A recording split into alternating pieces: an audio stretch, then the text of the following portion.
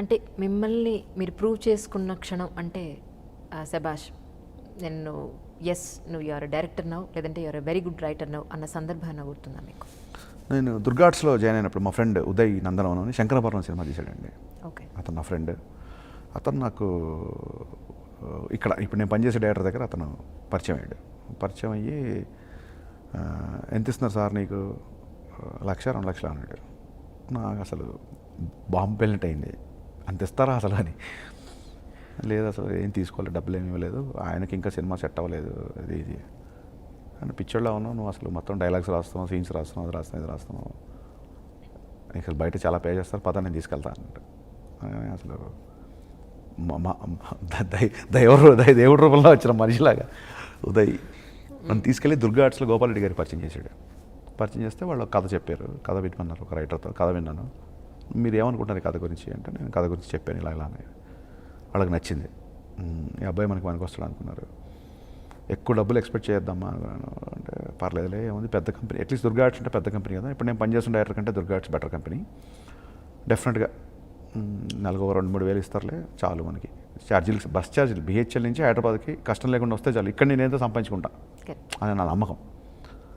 మేము ఎక్కువ ఇచ్చుకోలేము ఫస్ట్ కదా, నువ్వు కూడా పెద్ద ఎక్స్పీరియన్స్ లేదు కదా, నెలకి ఒక 7,500 ఇస్తాం తీసుకో అన్నారు. నాకు అసలు 7,500 ఏం చేసుకోవాలో అర్థం కాలేదు ఆ రోజుల్లో. 7,500 నాకు అంత ఎందుకండి అంతనేమో పుసుకున అది. ఓకే సార్ పర్లేదు థ్యాంక్ యూ అన్నాను. అని ఫస్ట్ ఇంకా బాగా గుర్తు, ఇండస్ట్రీలో నేను నా వర్క్ని నచ్చి ఈ మంత్ చెక్ ప్రాబ్లం ఉందమ్మా నువ్వు మధ్యలో జాయిన్ అయ్యావు కదా అని గోపాల్ రెడ్డి గారు అనుకుంటా ఒక 10,000 కట్ట అలా చేతిలో పెట్టారు. ఆ రోజు I think I'm started now అనిపించింది. కేఎల్ నారాయణ గారిని అండ్ గోపాల్ రెడ్డి గారిని లైఫ్లో ఎప్పుడు మర్చిపోలేను నేను. కానీ ఇప్పుడు మీరు సిచ్యువేషన్ చెప్తే నాకు కూడా గుర్తొచ్చింది సార్. అంటే మీది ఆ స్టేజ్, నాది ఈ స్టేజ్ అనుకోండి. స్టేజ్ ఎవరు అనుభవం మై ఎక్స్పీరియన్స్ అనమాట. నిజంగా సార్ మీరు ప్రేక్షకులందరికీ కూడా నేను ఒక చిన్న ఇన్ఫర్మేషన్ ఏంటంటే ఈ వాల్మీకి సినిమాలో డైరెక్టర్ గారి దయ వల్ల అలాగే అలాంటి పెద్ద పెద్ద ఇంకోటి మీ భాష బాగుంటుంది బర్నీ గారు చెప్పారు కాబట్టి బర్నీ గారి దయ వల్ల నాకు ఒక చిన్న అవకాశం ఇచ్చి నిజంగా మీరు నమ్మరు సార్, మీ మూవీలో చేయడానికి వచ్చిన రోజున లిటరల్గా I was in lot of crisis. అంటే ఒక చిన్న రిక్వైర్మెంట్, చాలా చిన్న రిక్వైర్మెంట్, అంటే ఇప్పుడు చెప్తే చిన్నది బట్ ఆ సిచ్యువేషన్లో ఉన్నవాడు కదా చాలా అంతే. ఎవరి బాధ వాళ్ళు. ఎగ్జాక్ట్లీ. ఎలాగా ఏదైనా వర్క్ వస్తే అవును సార్, ఏదైనా వర్క్ వస్తే బాగుండు, వర్క్ వస్తే నాకు అది ఫుల్ఫిల్ అవుతుంది అని వెయిట్ చేస్తున్న టైంలో you have given me wonderful opportunity sir. Thank you so much. No problem.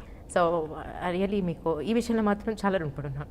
లేదండి మీరు అది చాలా యూ డిజర్వ్ ఇట్ అండి. మీరు చాలా మంచి ఆర్టిస్ట్, మీరు చాలా భాష బాగుంటుంది. బర్నీ గారు చెప్పినప్పుడు కూడా ఆయన డెఫినెట్గా ఎప్పుడు మీరు ప్లీజ్ అలా ఫీల్ అవుతుంది ప్లీజ్. చాలాసార్లు మీకు ఒక మంచి స్టోరీ దొరకడానికో లేదా ఒక మంచి థాట్ మీకు రావడానికో బస్సులో ఎక్కువ మీరు జర్నీ చేసి ఈ మూల నుంచి అమలు జర్నీ చేసి ఎవరైనా అంటే ఈ చాలా మంది డైరెక్టర్స్కి పర్టికులర్ ఒక ప్లేస్లో ప్రశాంతంగా కూర్చుని లేదంటే ఇంకెక్కడో కూర్చుని చాలా ప్రైవసీ కోరుకుంటూ చేసే పని, కానీ మీకు మాత్రం క్రౌడ్లో ఉంటే మాత్రమే చేస్తారు. అలా ఉంటేనే మీ మైండ్ కూడా చాలా ఫాస్ట్గా వర్క్ చేస్తుందని చెప్పని విన్నాను. సో ఎలా సార్ యాక్చువల్లీ చాలా డిస్టర్బెన్స్ ఉంటుంది. మీరు బస్ స్టాప్లో పెరగడమే అలా పెరిగామండి. మాది గవర్నమెంట్ క్వార్టర్స్. మా బిల్డింగ్లో పైన 4 పోర్షన్స్ ఉండేవి. ఓకే. మెట్లు ఎక్కగానే left side 2 portions, right side 2 portions ఉండేవి. సో 10th క్లాస్ వరకు అలాంటి పోర్షన్. ఆ తర్వాత 4 పోర్షన్ల నుంచి 2 పోర్షన్ల వరకు వచ్చాము. సో క్రౌడ్ ఎప్పుడు ఉండేది. అండ్ నేను రోజు బిహెచ్ఎల్లో బస్ ఎక్కి అమీర్పేట వరకు వచ్చేవాడిని. సెట్టింగ్కి వెళ్తున్నప్పుడు నేను ఏం డిస్కస్ చేసి వాళ్ళు ఏం చెప్పాలనేది బస్సులో కూర్చొని ఆలోచించేవాళ్ళం. ఆ బస్సులో ఉన్నప్పుడు మీకు ఎలా ఉంటుందో తెలుసు కదా, వెనకాల ఒకతను పియూ నరసింహరావు పాలసీల గురించి మాట్లాడుతుంటాడు, ఈ పక్కన ఇంకోడు కంప్యూటర్స్ అని కొత్తగా వస్తున్నాయి, కంప్యూటర్స్ నేర్చుకుంటే ఎలా ఉంటుంది అని చెప్పి ఎన్ఐటీలో ఏముండే ఆఫర్స్ యాప్టెక్లో ఏమని మాట్లాడుతుంటాడు, కండక్టర్ చిల్లర కోసం విసుక్కుంటుంటాడు, ఈ వెనకాల ఎవరో అస్సలు బాగాలేదు మా ఇంట్లో పరిస్థితి, అత్తగారు ఇలా అంటున్నారని చెప్పి ఇలా మాట్లాడుతుంటారు. వీటన్నిటిలో నుంచి ఒక డిఫరెంట్ క్యారెక్టరేషన్స్, ఒక డిఫరెంట్ వెరైటీ డిక్షన్ మాట్లాడేవాళ్ళు ఉంటారు. నేను కుర్చీలో కూర్చుంటే, బస్సులో సీట్లో కూర్చుంటే వాడొచ్చి ఇలా చేతులు పెట్టి అతని ఆస్తి నేను దొబ్బేసినట్టు చూస్తూ ఉంటాడు. మేబీ అతను రోజు ఆ చైర్లో కూర్చున్నాడేమో, ఈరోజు అతను లేట్గా వచ్చాడేమో, తినేసేలా చూస్తుంటాడు, ఇవాళ చూస్తాను ఎంతసేపు ఇలా కూర్చుంటాం అన్న టైప్లో. సో ఈ డిఫరెంట్ క్యారెక్టర్స్లో ఆలోచించడం అలవాటు అయిపోయింది నాకు. సో ఊటీకి వెళ్ళడమో కొడైకెనాల్కి వెళ్ళడమో పర్వతాల మధ్య ఫామ్ హౌస్లోనూ కూర్చుంటే నాకు ఆ నిశ్శబ్దానికి నాకు టెన్షన్ వచ్చి డిప్రెషన్ వస్తుంది నాకు. ఓకే. క్లౌడీగా ఉన్నా మూడీగా ఉన్నా టెన్షన్ వచ్చేస్తుంది నాకు. సో అందుకని ఐ లవ్ న్యూయార్క్లో జనాలు ఫ్లోయింగ్ టక టక టక టక టక సెకండ్కి లక్షల మంది వెళ్తూ ఉంటారు, వేల మంది వెళ్తూ ఉంటారు. సో అక్కడ కూర్చుంటే థాట్స్ బాగా వస్తాయి అన్న ఫీలింగ్.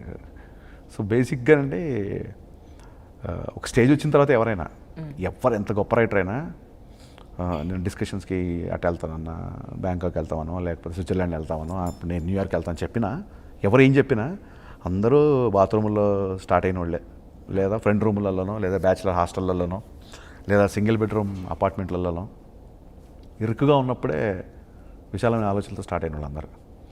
సో తర్వాత ఫైనాన్షియల్ కంఫర్ట్ వచ్చిన తర్వాత చెప్తారు బ్యాంకాక్ వెళ్తాం లేకపోతే అక్కడికి వెళ్తాం ఇక్కడికి వెళ్తాం. బట్ ఎవరైనా అయితే కృష్ణనగర్లో నుంచో బిహెచ్ఎల్ నుంచో అమీర్పేట నుంచో ఒక రూమ్లో మొదలైన వాళ్ళే.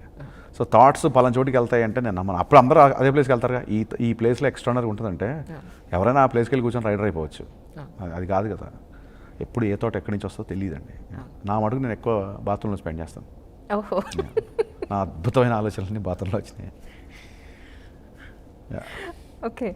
కానీ సార్ అంటే మీరు ఫ్రమ్ ద బిగినింగ్ ఫిల్మ్ ఇండస్ట్రీలోకి ఎంటర్ అయినప్పటి నుంచి ఈ రోజు వరకు కూడా అదే ఓపెన్ మైండ్గా ఏం మాట్లాడడానికి ఇలా మాట్లాడితే వాళ్ళే అనుకుంటారు, ఇలా మాట్లాడకుండా ఉంటే లేదా కొంత డిప్లొమసీ మెయింటైన్ చేస్తూ అచ్చమైన అంటే మన ఫిల్మ్ ఇండస్ట్రీలో కొంత అంటే అందరికీ తెలిసిన సీక్రెట్, ఓపెన్ సీక్రెట్. భజన చేస్తే కానీ ఎక్కడ కూడా వెళ్ళే పరిస్థితి కనిపించిన సిచ్యువేషన్స్ అందరికీ తెలుసు. కానీ మీరు మాత్రం చాలా ఓపెన్గా హార్ట్ఫుల్గా మాట్లాడేస్తారు. అప్పటి నుంచి ఇప్పటివరకు అలాగే ఉన్నారా లేకపోతే ఫిల్మ్ ఇండస్ట్రీలోకి వచ్చాక మార్పు? నేను బేసిక్ చిన్నప్పటి నుంచి నేను కొంచెం నేను అనుకున్నది మాట్లాడడం ఇష్టం. మీరు అన్నారు సరే ఏదైనా మాట్లాడితే అవతల వాళ్ళు ఏమంటారో అని, వాళ్ళు ఇబ్బంది పడతారేమో అని ఉంటుంది కదా. అది మాట్లాడకపోతే నాకు లోపల నాకు ఎక్కువ ఇబ్బందిగా ఉంటుంది. ఓకే. తన్నుమాలని ధర్మం లేదు అంటారు కదా. ఫస్ట్ నా కంఫర్ట్ నాకు ఇంపార్టెంట్. ఎగ్జాక్ట్లీ. నేను సఫికేట్ అవుతూ ఉండలేను. సో అది అనేకపోతే నైట్ పడుకునేసరికి డబ్బా దులిపేయాలి, బ్యాలెన్స్ ఏమి ఉండకూడదు, మళ్ళీ ఫ్రెష్గా డే స్టార్ట్ చేయాలి. సో కొన్నిసార్లు కొంతమంది హర్ట్ అవుతుంటారు, తప్పులేదు. బట్ అది రవి అన్నయ్య అంటుంటారు, రవితేజ అన్నయ్య, లేదా నేను ఇక్కడి నుంచి మారుతున్నాను ఇంకోసారి అలా మాట్లాడంటే అది నీ చేతిలో ఉండదు. అది